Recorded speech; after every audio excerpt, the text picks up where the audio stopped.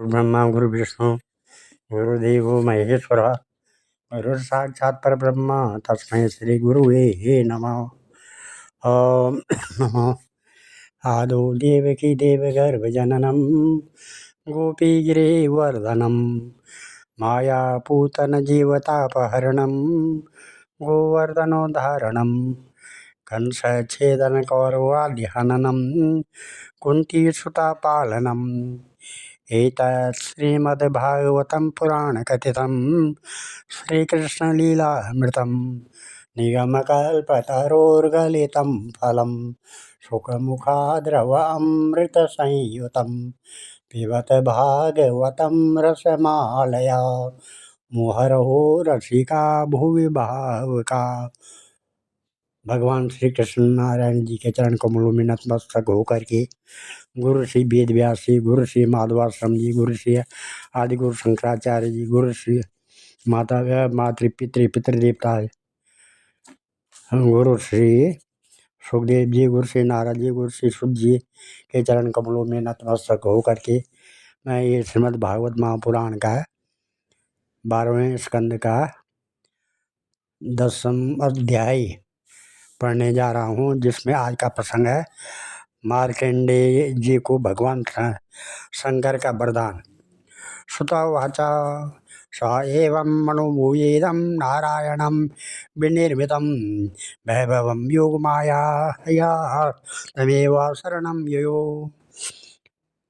शुद्ध जी कहते हैं, शौनकादि ऋषियों, मार्कंडेय मुनि ने इस प्रकार नारायण निर्मित योगमाया वैभव का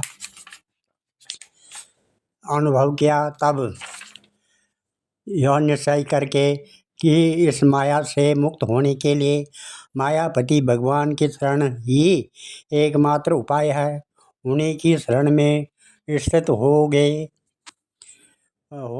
मार्कंडेय जी ने मन में कहा, क्या कहा, प्रपन्नोऽस्म्यङ्घ्रिमूलं ते प्रपन्ना भयदं हरिं यन्मायायापि विबुधा मुह्यन्ते ज्ञान का सया। मार्कंडेय जी ने मन ही मन कहा, प्रभु आपकी माया वास्तव में प्रतीत मात्र होने पर भी सत्य ज्ञान के समान प्रकाशित होती है और बड़े बड़े विद्वान भी उसके खेलों में मोहित हो जाते हैं। आपके श्री चरण कमल ही शरणागतों सब प्रकार से अभय दान करते हैं, इसलिए मैंने उन्हीं की शरण ग्रहण की है। श्रुतवाचा तमेवं निवृत्तात्मानं वृक्षेणालिव पर्यटन् रुद्राण्यां भगवान् रुद्रो ददर्श स्वगणे वृता अथो मां तं संवीक्षं गिरीशं समभासता पश्येमा भगवान् विप्रं निवृत्तात्मेन्द्रिया समं निवृत्तो दज्जस व्रातं वातपाये यथार्णवं कुर्वश्च तपसा साक्षात् संसिद्धि सिद्धिदो भवान्।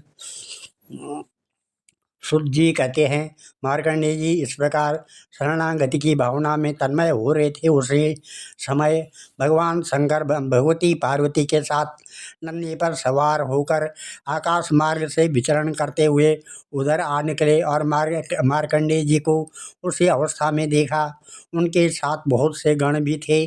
जब भगवती पार्वती ने मार्कंडेय मुनि को ध्यान की अवस्था में देखा, तब उनका हृदय वात्सल्य स्नेह से उमड़ आया। उन्होंने शंकर जी से कहा, भगवान तनिक इस ब्राह्मण की ओर तो देखे।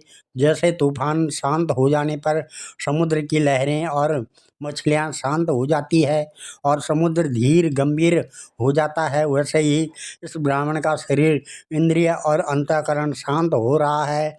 समस्त सिद्धियों के दाता आप ही हैं, इसलिए कृपा करके आप इस ब्राह्मण की तपस्या का प्रत्यक्ष फल दीजिए।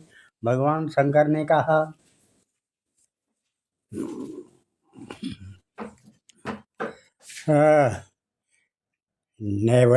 नैवच्छात्यादशाक्वापि भ्रमर्षि मोक्षमप्युत भक्तिं परां भगवती लब्धवान् पुरुषेभ्यः अथापि संवदिष्यामः भवन्त्येन साधुना अयं हि परमो लाभो नृणां साधु समागमः।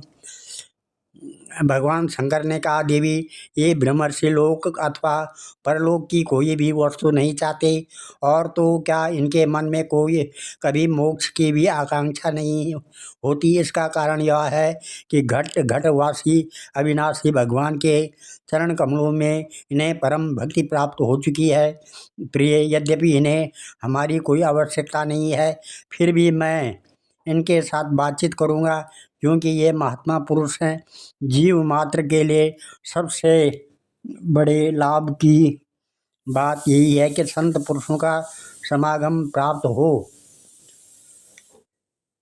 श्रुतवाच इत्युक्त्वा तमेपाय भगवान स सतां गतिम ईशानः सर्वविद्यानाम् ईश्वरः सर्वदेहिनां तयोरागमनं साक्षात् ईशो जगदात्मनो न वेद रुद्धधिवृत्तम् आत्मानं विषमेव च भगवास्तदा विज्ञाय गिरीशो योगमायया अविसन्ता तद्गोकाकाशं वायुच्छिद्रामिवेश्वर आत्मन्यपि शिवं प्राप्तं तडिता पिङ्गजटाधरं त्र्यक्षं दशभुजं प्रांशो मुद्यन्तामिव भास्करं व्यारिचर्माम्बरधरं शूलखड्वाङ्गचर्मभि अक्षमाला डमरू का कपाल सिंधुना सा बिभ्राणम सहसा भातम विवक्ष हृदय विस्मता किमिदं कुतं केवेति समाधे विरतो मुनि नेत्रे उन्मील्य ददृशे सगणं सोमयागतं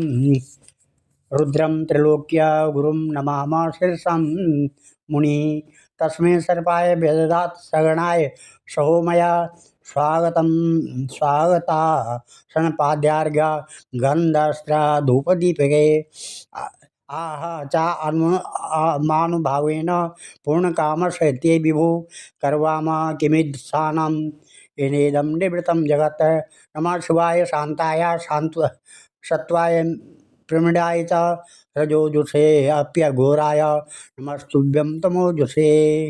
इस प्रकार से सुध जी कहते हैं, शौनक जी, भगवान शंकर समस्त विद्याओं के प्रवर्तक और सारे प्राणियों के हृदय में विराजमान अंतर्यामी प्रभु हैं। जगत के जितने भी संत और उनके एकमात्र आश्रय और आदर्श भी वही हैं। भगवती पार्वती जी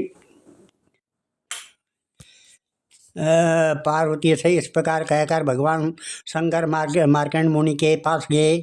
उस समय मार्कंडेय मुनि की समस्त मनोवृत्तियाँ भगवत भाव में तन्मय थी। उन्हें अपने शरीर और जगत का बिल्कुल पता न था, इसलिए उस समय वे भी न जान सके कि मेरे सामने सारे विश्व के आत्मा स्वयं भगवान गौरी शंकर पधारे हुए हैं।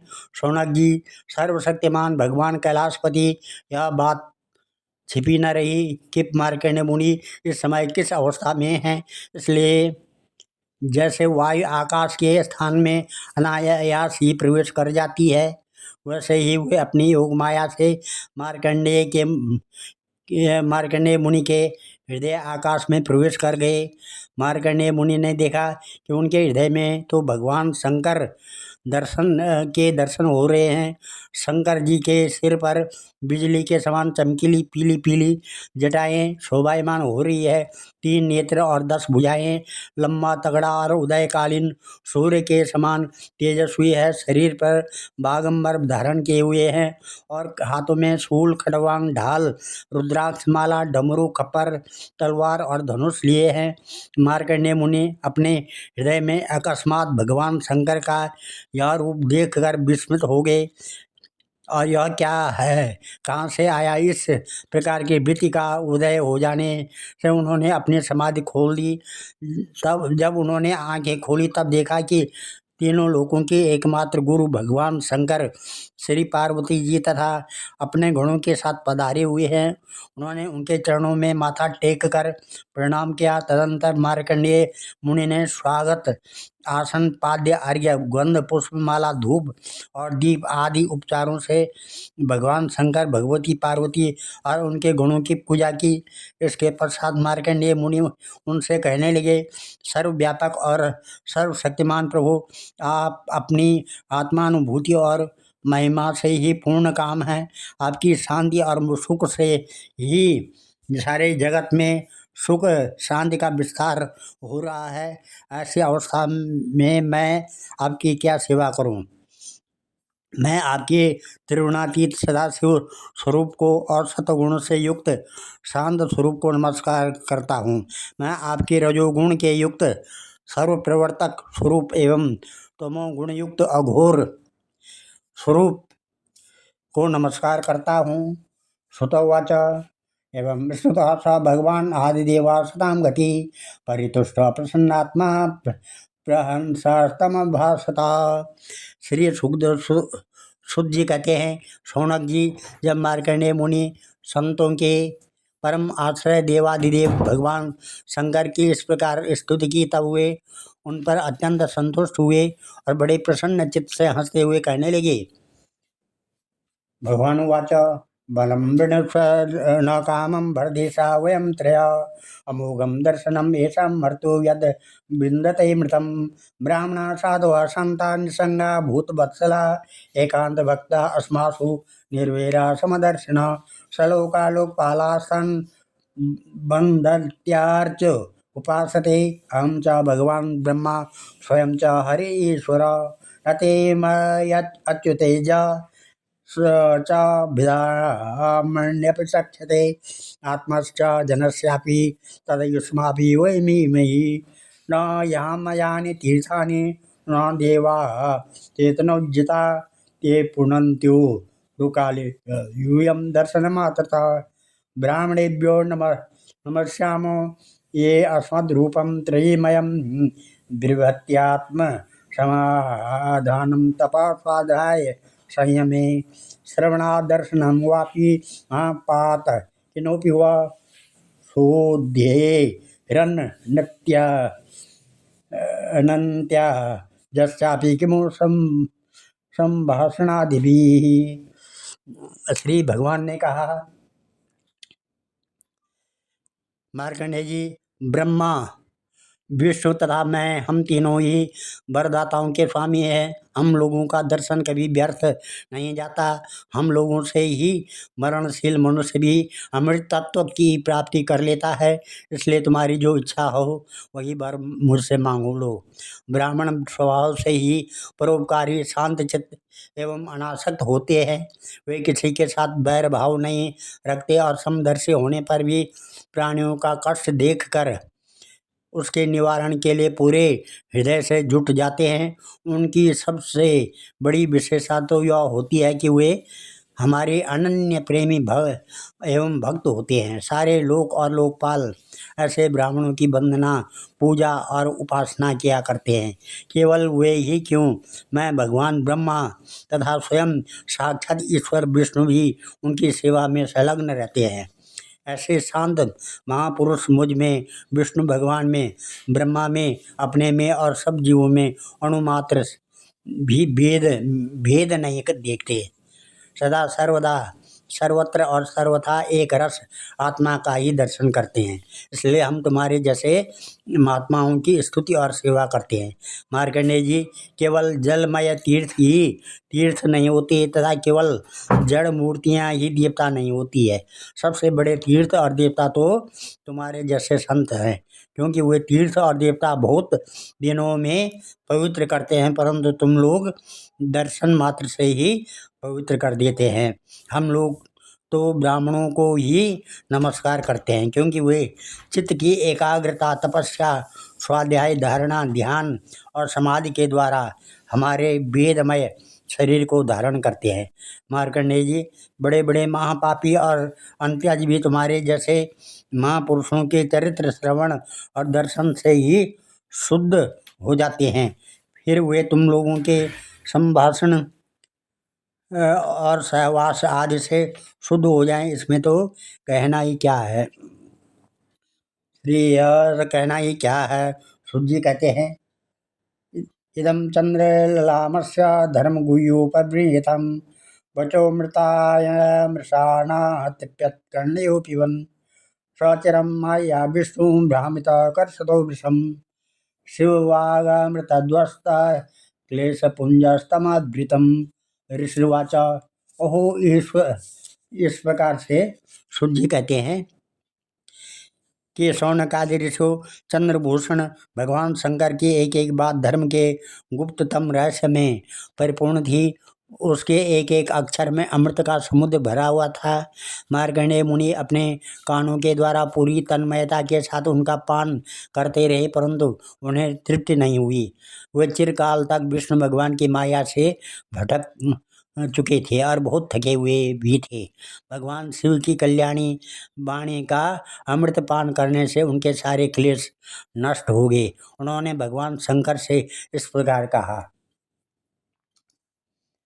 उन्होंने भगवान शंकर से इस प्रकार कहा मार्कंडेय जी ने कहा अहो ईश्वर लीलेयम दुर्विभाव्या शरीरणम यन्नमन्ति स्तव्यानि स्तुवन्ति जगदीश्वरा धर्मं ग्राह्यतं प्राय प्रवक्ता सदेहिनाम् आचारं त्वनुमोदन्ते क्रियमाणं स्तुवन्ति च नैतवत्ता भगवता स्वमायामयवृत्तवी न दुस्ते तानुभावस्तेर्मायनं कुहकं यथा सृष्टदेदं मनसा विश्वात्मना अनुप्रविश्य गुणे कुर्वाद विराभाति कर्ते वा स्वप्नदृक् यथा तस्मै नमः भगवते त्रिगुणाय गुणात्मने केवलायां द्वितीयाय गुरुवे ब्रह्ममूर्ते तं वृणेत नो परं भूमन् वरं त्वद् वरदर्शनात् यद्दर्शनात् पूर्णकामा सत्यकामा पुमान् भवेत्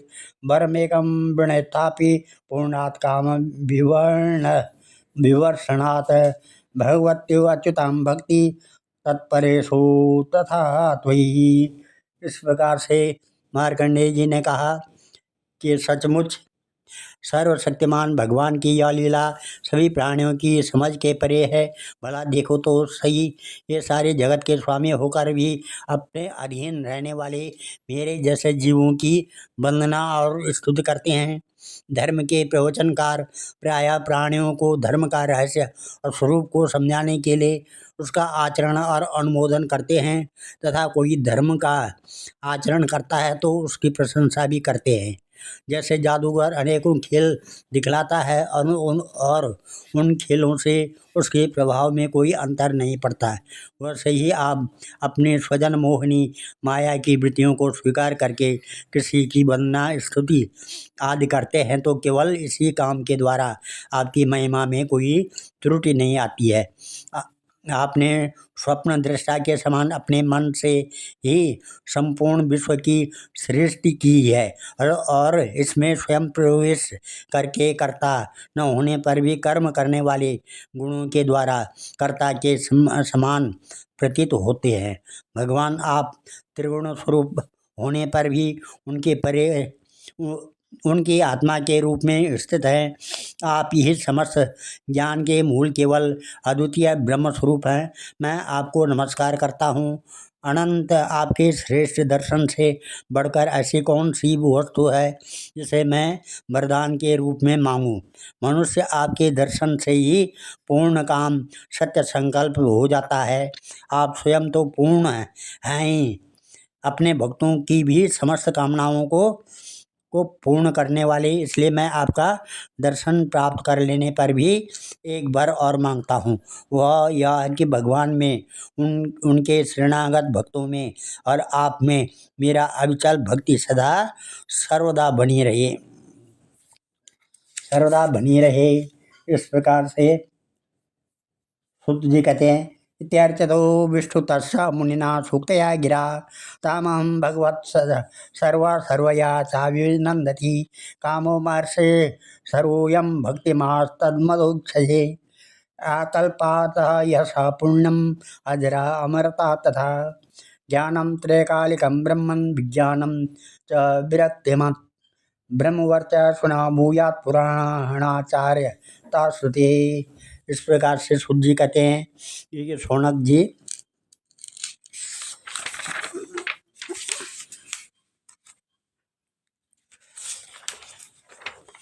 शौनक मुनि ने सुमधुर वाणी से इस प्रकार भगवान शंकर की स्तुति और पूजा की। तब उन्होंने भगवती पार्वती की प्रसाद प्रेरणा से यह बात कही, महर्षि तुम्हारी सारी कामनाएं पूर्ण हो, इंद्रियातीत परमात्मा में तुम्हारी अनन्य भक्ति सदा सर्वदा बनी रहे, कल्प पर्यंत तुम्हारा पवित्र यश फैले और तुम अजर एवं अमर हो जाओ।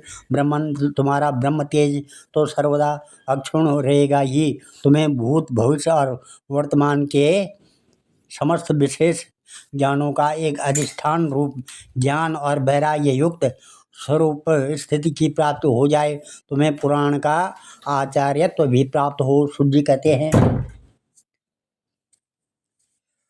कहते हैं एवं वरांसा मुनिया दत्वा गात्रसयसुरा दिव्ये तत्कर्म कर्म कथयन्नानुभूतं पुरामुना सोप्यावाप्ता महायोग महिमा भार्गवतोत्तमा विचरन्त्याधुनाप्यद्ध हरावेकान्तदागतः अनुवर्णितमेता मार्कण्डेय सधीमता अनुभूतं भगवतो माया वैभव अद्भुतम् एतच्चेचिद् विद्वांसो माया संसित आत्मन अनाद्यावर्तितं नृणां कादाचित्तं प्रचक्षते। श्री सूत जी कहते हैं कि शौनक जी, इस प्रकार त्रिलोचन भगवान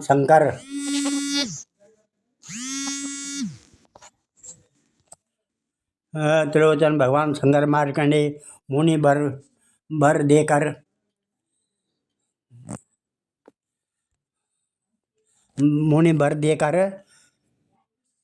देकर भगवती पार्वती से मार्कंडेय मुनि की तपस्या और उनके प्रलय संबंधी अनुभवों का वर्णन करते हुए वहाँ से चले गए। भृगुवंश शिरोमणि मार्कंडेय मुनि को उनके महायोग का परम फल प्राप्त हो गया। वे भगवान के अनन्य प्रेमी हो गए। अभी भी वे भक्ति भाव भरित हृदय से पृथ्वी पर विचरण किया करते हैं। परम ज्ञान संपन्न मार्कंडेय मुनि ने भगवान की योग माया से जिस अद्भुत लीला का अनुभव किया था वह मैंने आप लोगों को सुना दिया। शौनक जी, यह जो मार्कंडेय जी ने अनेक कल्पों के सृष्टि प्रलयों का अनुभव किया वह भगवान की माया का ही वैभव था, तत्कालिक था और उन्हीं के लिए था, सर्वसाधारण के लिए नहीं। कोई इस माया की रचना को न जानकर अनादिकाल से बार बार होने वाले सृष्टि प्रलय ही इसको भी बतलाते हैं। इसलिए आपको यह शंका नहीं करनी चाहिए कि इसी कल्प के द्वारा पूर्वज मार्कंडेय जी की आयु इतनी लंबी कैसे होगी। य एव वेतत् भृगुवर्य वर्णितं रथांग भावितं संसावयेत यादतावभू तयोर्न कर्माशय संसिता भवेत। इस प्रकार से भृगुवंश शिरोमणि, मैंने आपको यह जो मार्कंडेय चरित्र सुनाया वह भगवान चक्रपाणि के प्रभाव और महिमा से भरपूर है। जो इसका श्रवण एवं कीर्तन करते हैं वे दोनों ही कर्म वासनाओं के कारण प्राप्त होने वाले आवागमन के चक्कर से सर्वदा के लिए छूट जाते हैं।